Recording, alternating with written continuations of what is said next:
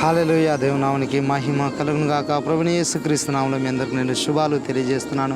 ఈరోజు దేవుని యొక్క ప్రవచనం అంటే దేవుని యొక్క వాక్కు, దేవుని యొక్క వాగ్దానం, దేవుని యొక్క మాట. చూడండి, ఆది కాండము 28వ అధ్యాయము 15వ వచనం.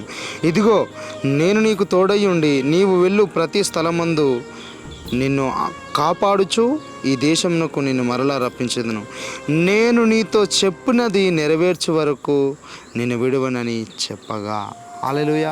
బైబిల్ తెలియజేస్తుంది, దేవుడు ఇక్కడ యాకోబుతో మాట్లాడుతున్నాడు. ఏంటంటే, నేను నీతో చెప్పినది నెరవేర్చే వరకు నేను నిన్ను విడువనని ఇక్కడ యాకోబుతో దేవుడు వాగ్దానం చేస్తున్నాడు. దేవుడు అదే ప్రవచన వాక్కును ఈరోజు నీకు దయచేస్తున్నాడు. నువ్వు అనుకుంటున్నావా దేవుడు నన్ను వదిలేశాడు, దేవుడు నా బాధను ఎవరు పట్టించుకోవట్లేదు, నా కుటుంబ సభ్యులు వదిలేశారు, బంధువులు వదిలేశారు, దేవుడు కూడా నా మొరను వినట్లేదో అని అనుకుంటున్నారా? అలాంటి స్థితిలో ఉన్నట్టయితే దేవుడు తెలియజేస్తున్నాడు, ఆయన నీతో స్టార్టింగ్లో ఏ వాక్కు, ఏ ప్రవచనం ద్వారా ఏదైతే మాట్లాడాడో దాన్ని నెరవేర్చే వరకు ఆయన నిన్ను వదిలిపెట్టాడు.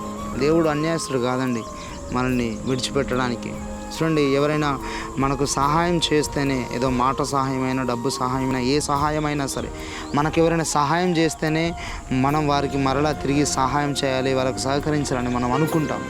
అలాంటిది నువ్వు ఇంత విశ్వాసంతో దేవుని యందు విశ్వాసం ఉంచి నువ్వు దేవునికి ఇంత నమ్మకంగా ఉన్నప్పుడు దేవుడు నిన్ను ఏ విధంగా వదిలేస్తాడు? దేవుడు నిన్ను వదిలేయడు.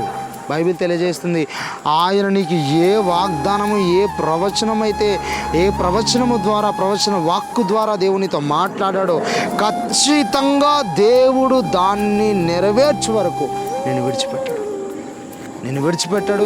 దేవుడు నిశ్చయంగా నీ దేవుడు నీకు నమ్మకస్తున్నాడు. God bless you. దేవుడు నిన్ను దీవించిన గాక.